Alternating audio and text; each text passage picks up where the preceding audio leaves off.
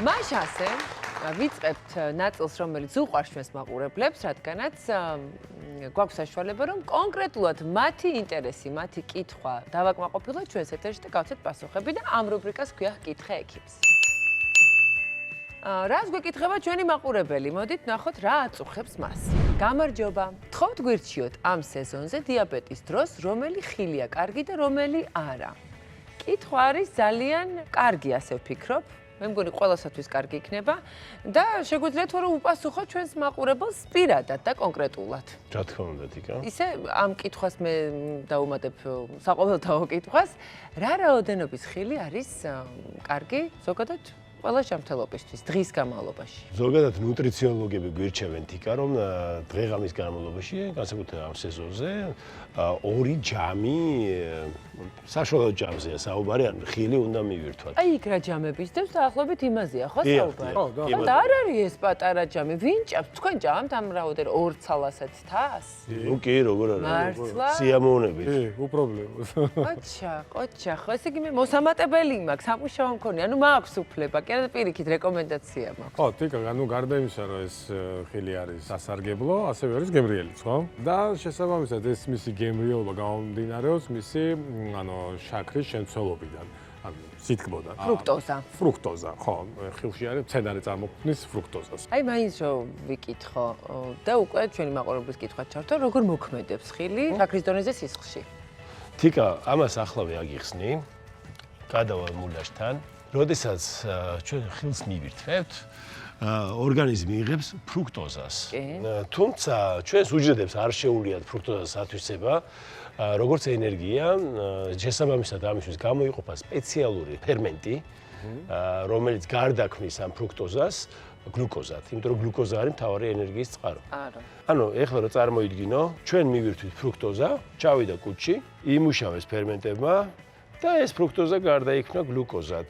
და სწორედ გლუკოზა შეიძლება რომ შეითვისოს ჩვენმა ორგანიზმმა და სისხლის მეშვეობით იგი იღებს ენერგიას. ანუ სამყარომ ტყუილად ხომ არ შექმნა ხილი, ეს პროცესი ჭირდება ჩვენს ორგანიზმს, ხო? აი ეს ფრუქტოზა, რომელიც იქცევა შემდეგ გლუკოზად, ეს საჭიროა. ენერგია გამოთავისუფლდება მაგ დროს აი ეს ერთ ბმას რომ მოაცილებ. აი ნახე, განსხვავება არის აი ეს ერთი CH2-ში ბმა რა. ერთი წალი მოანძრო და გახდა გლუკოზა. აი ამ მოცილებაში მე ენერგია გამოიყოფა რა, რაც ჩვენ გვჭირდება. მე ესეც ენერგიის წყარო არის, ხო? ამის დაშლით მე კიდე ენერგიას ვიღებთ. ჰეი, მოკლედ ხილში გარდა ანუ ფრუქტოზის ანუ ცალკე შაქრად ხო არ ვჭამთ, ანუ არის ბოჭკო, ხო, რაც ასევე ნაწილობრივ ხელს უშლის ამ ფრუქტოზის გლუკოზაში გარდაქმნას და მის შეწოვას. ანელებს პროცესს, ხო, ანელებს პროცესს, ამიტომ აი ხილიდან მიღებული შაქარი უფრო უსაფრთხო და უფრო ესეთი ჯანმრთელია. ამიტომ არ არის აი რეკომენდირებული დიაბეტის მქონე პაციენტებისთვის აი ნატურალურად გამოწურული წვენით რო იყოს იმის დალევა. ჯობია ხილი მირთვას, იმიტომ რომ იმ წვენში უკვე ბოჭკო აღარ არის და უკვე უფრო მეტი შაქრის კონცენტრაცია. და სწრაფად გადავა ის სისხლში. ზოგადად ხა დიაბეტიან პაციენტმა იცის კარგად ყველამ და უნდა აკონტროლონ შაქრის დონე სისხლში, ხო? შესაბამისად ხილის მიღების დროსაც აუცილებელია რომ მოხდეს კონტროლი, რომ არ მოხდეს შაქრის დონის მაღლა აწევა. ანუ გამოდის რომ დიაბეტის მქონე ადამიანთათვისაც არ არის ურიგო ხილის მიღება, ხო? მათაც შეუძლიათ ალბათ უფრო რაოდენობა და რომელი ხილი და ასე. ხო. და ალბათ ულუფებიც უნდა განსაზღვროს. კი. ასევე ანუ ხილის მირთმევის დროს უნდა კონტროლდებოდეს ანუ აი გლიკემიის ინდექსი. გლიკემიის ინდექსი არის აი რამდენად სწრაფად გადადის ამ ხილიდან ანუ შაქარი სისხლში, ანუ რამდენად სწრაფად იწევა დონე. მოკლედ ნორმაში არის თუ აი რაღაც 55 და 55-ზე ქვემოთ არის ეს ინდექსი, ეს უფრო უსაფრთხო არის ესეთი ადამიანები. გარდა გლიკემიური ინდექსისა თიკა, ანუ მნიშვნელოვანია რომ დიაბეტით დაავადებულმა პაციენტმა ზომიერი რაოდენობით მიიღოს ხილი. რადგანაც მაღალი გლიკემიური ინდექსის მქონე ხილი არც თუ ისე სასურველია დიაბეტის მქონე ადამიანებისთვის, ჩვენ შეგვიძლია ვისწავლოთ კონკრეტულად რა გლიკემიურ ინდექსს ატარებს თითოეული ხილი და ამით უკვე თქვენ ნამდვილი გზამკვლევი გექნებათ იმისათვის, რომ აირჩიოთ სასურველი ხილი უფრო დაზუსტებულად და რაღაცებს მაინც თავი აარიდოთ. წავიდეთ? ხილის მაგიდას მივუცუცქდეთ. კი ბატონო. არა, ეს არის ზაფხულის ცალკე ბედნიერი მომენტი. აი ეს ეს. აი, რითი დავიწყოთ? ალერგია. აი, მარწყვის მილების ეტაპზე ვართ და უნდა ეჭამა თუ არა მარწყვი დიაბეტის მქონე ადამიანებს არ ვიცი. ხო, ანუ მარწყვი 25 არის ეს გლიკემიის ინდექსი, ამიტომ თავისუფლად შეეძლოთ, რომ მიიღოთ. ანუ კენკრას ვიცი, რომ აქ ეს კარგი მხარე. აი, ესე იგი, ყველაზე დაბალი ინდექსის მატარებელი აღმოჩნდა მარწყვი და ბალი და გრეიფრუტი. ბალი? როგორ? გაოცებული ვარ. ბალი როგორი ტკბილია ამ დროს? ბალი არის 20, ალუჩა არის 24, მარწყვი 25, გარგარი 25, მსხალი 30, ატამი 35-42 გააჩნია რომელი ატამიათან და რა სიციფოა, კი. ვაშლი თქვით? ვაშლი დაბალი უნდა იყოს. 39. ანუ ადრე კიდე ბალი ჭამე და გაიხარებს ზაფხული. ხო, ბალი გეჭმევათ, რა კარგია. კი, ბალი გეჭმევათ, მარწყვიც გეჭმევათ. არა, ძალიან კაია, ბალი ძალიან მოულოდნელი იყო ჭიქის. და ქლიავი არის, ყველაზე მეტი ქლიავი არის 40. ვაუ, გამიკვირდა.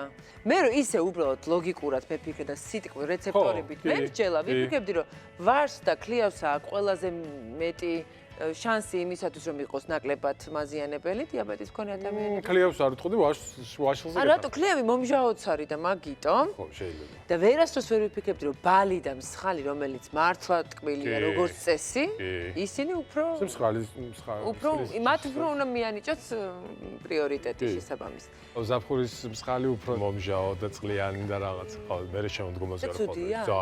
ძალიან შაქრიანები რო არიან. ხო, იმას ახლა უფრო მეტი ექნება. შემოდგომის ხას მეტი ექნება. ხო, მოკლედ, რო თქვათ ახლა აქ რაც გვიდევს პრინციპში, ხო, ხილი, ხო, შეუძლიათ რომ ხო, თანხმობა განუცხადოთ. კი, ნამდვილად. ასე რომ მიირთვით გემრიელად, რა კარგია. აი ახლა ის არის ხილი, რო გვიდევს. რომლებიც არის ყველაზე მოთხოვნადი ზაფხულში. ნესვი და საზამთრო, ნესვი და საზამთრო არის ზაფხული. ხო, ну წყლის შემცველობა, სხვა შორის ბოჭკოთ ძალიან ბევრია ასევე. მაგრამ გლიკემიის ინდექსი საზამთროს აქვს 76. ყველაზე მაღალი. გარდაიქცევა გლუკოზა. ოდნავ ნაკლები აქვს ნესვს 65. შემდეგ მოდის უფრო ქვევით 58 და ანანასი და ბანანი 51. ბანანი პრინციპში 55-ზე, ხო, მწიფე ბანანზე აი მოყავის პრო ეგ არის გემრიელი. ხო, ეგ არის გემრიელი. კარგი, გავწიეთ ის ხილი იქით. ხო, ну. რა არის ახლა ეს? არის იყო სასურველი ინფორმაცია. წუხვარ, ჯობია, მეც ანანასის მეწყინა.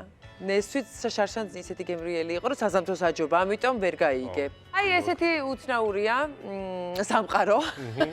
თუმცა სულ სხვადასხვა ტემპით გარდაიქმნება ფრუქტოზა, გლუკოზა ადამიანის სისხლში, მით უფრო, როდესაც ადამიანს აქვს არეული, ესე ვთქვათ, შაქრის მონაცემები. თიკა შედარებისთვის შემიძლია გითხრათ ის, რომ შაქარში შაქრის გლიკემიური ინდექსი არის 100. რადგან ჩვენი მაყურებელი წერს და ესეთი მეტად მნიშვნელოვანი თემაა, ჩვენ გადავწყვეტეთ, რომ სპეციალურად ექიმიც მოვიწვიეთ იმისათვის, რომ ძალიან დავაზუსტოთ ყველაფერი დიაბეტის გარშემო და ახლა შემოვიპატიჟებთ უკვე ჩვენ სტუდიაში კლინიკა ინმედიცის ენდოკრინოლოგი ნანი წიქარიშვილი გვესტუმრა.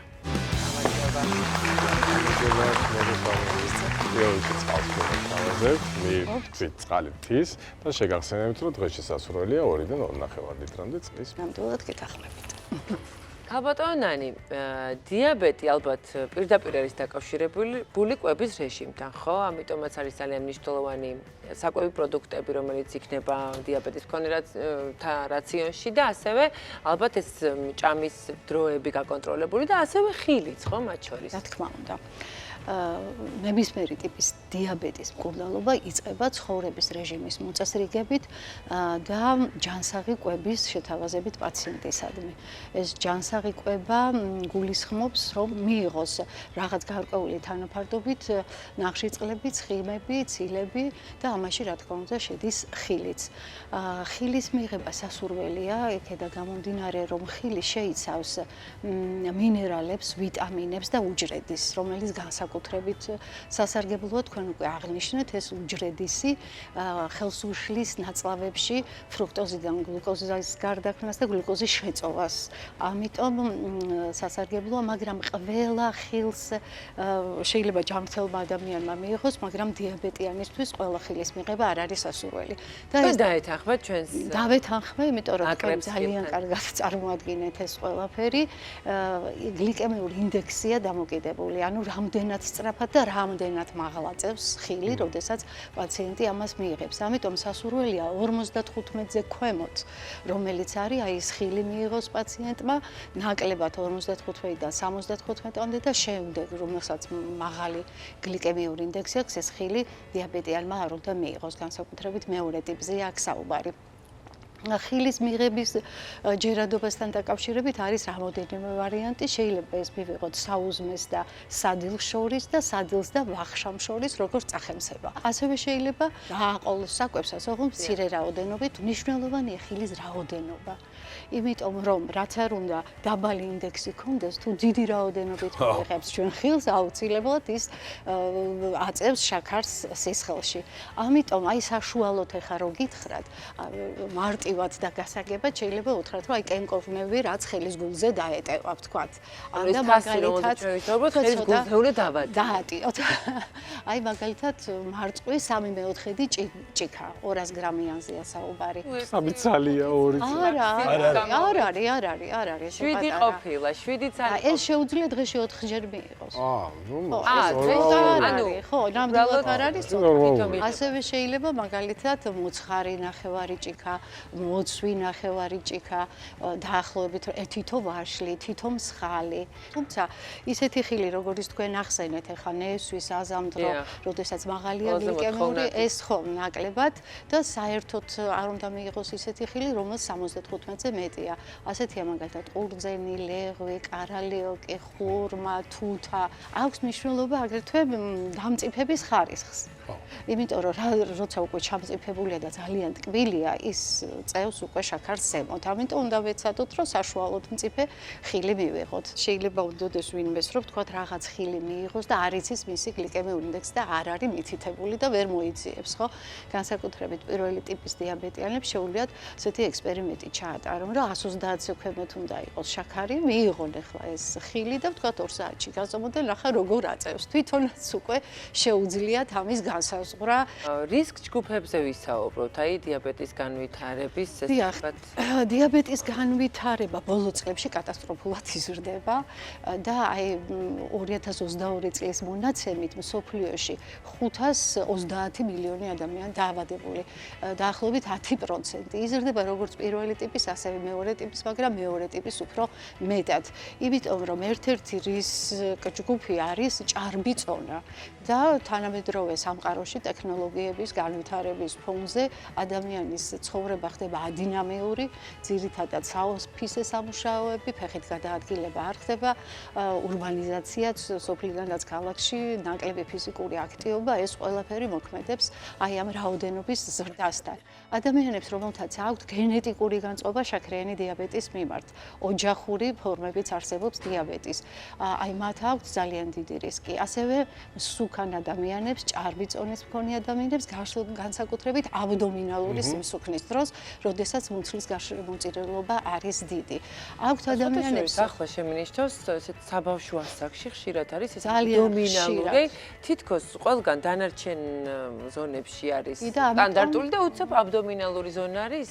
ამიტომაც ტიპი მეორე დიაბეტი ბავშვებში უკვე ძალიან გახშირდა. ამის გამო გაჯეტებზე მიბმულობა მეორე ტიპის ბავშვებში. ასევე პრედიაბეტის მქონე ადამიანებს აქვს დიდი რისკი, ორსულებს, რომელთაც გესტაციური დიაბეტი ქონდა, მაღალი არტერიული წნევით, ჰიპერტენზიით, დისლიპიდემიით და ასე შემდეგ. და აი ბავშვებში მაინტერესებს უბრალოდ ეს იმასთანაც არის კავშირში, რომ ბოლო პერიოდში ძალიან მოთხოვნადია ბავშვებში რაღაც ეს fast food და ტკბილი რა თქმა უნდა, არაჯანსაღი კვება. მე პირადად ხვდები ყოველდღიურად ამ იმას პრობლემას. ეს არის ძალიან დიდი პრობლემა. და ეს არის ტრაგედია, რომ აი მაინდა-მაინც ის ტკბილი უნდა და რა თქმა უნდა, ეს არის ძალიან დიდი პრობლემა და რა თქმა უნდა, ბავშვი ამას ვერ გააკონტროლებს, ეს უნდა გააკონტროლოს ოჯახმა, ირგვლივმყოფმა ადამიანებმა და რაც შეიძლება მაქსიმალურად რომ დატვირთული იყვნენ ფიზიკური აქტივობა, ზღურვა, რაიმე სპორტის სახეობით, რომ არ იყვნენ მიბმული ამ გაჯეტებთან და ამას უკავიათ ხელში თან ჭამენ და აი ეს არის პრობლემა. ეხლა ლევან შენ რა თქვი რომ მარკეტებში ხატრიც ხო შეიძლება მარკეტებიც არ იყო სხვა მაღაზიები იყო მაგრამ ტკბილი ყოველთვის იყო სახლში მურაბები ჯემები კომპოტები ანუ სუმზადდებოდა ხო აი სახლში ნამცხრები და კანფეტები საწუწნები სულ იყო ხოლმე არ ცხოვრობდით თბილის გარეშე მაგრამ მოძრაობდით სირბილი გვიბალანსებდა ხარჯვას კალორიები იწვებოდა რა თქმა უნდა ეს იყო ძალიან სერიოზული მაშინ ბიზნესი რომ ჩვენ არ გვემართებოდა თუმცა პირველი ტიპის განვითარება კვებასთან ნაკლებად არის დაკავშირებული, იმიტომ რომ ეს აუტოიმუნური პროცესია. დიაბეტის გართულებებსაც შევეხოთ, ვისაუბროთ რა ხდება გართულების შემთხვევაში. აი დიაბეტი, ჩვენ ვამბობთ, რომ ეს არის ვერაგი დაავადება, იმიტომ სწორედ რომ ის იძლევა ისეთ გართულებებს, რომელიც ძალიან ცუდად აისახება ადამიანის ჯანმრთელობაზე. იმიტომ რომ ხშირად მოდის ადამიანი, რომელიც ამბობს, რომ აქვს 200-მდე, მაგრამ რა მოხდა, მუშაობს, ოჯახს ინახავს, არ აწუხებს, ამე ორჯერ სამჯერ დგება შარდზე. ეს პრობლემა არ არის მისთვის, მაგრამ ის ხანგრძლივი დროის განმავლობაში მაღალი გლიკემია იწვევს ძალიან სერიოზულ გართულებებს, მიკროანგიოგართულებებს და მაკროანგიოგართულებებს, სხვილი და წვრილი სიძარღვების გართულებებს.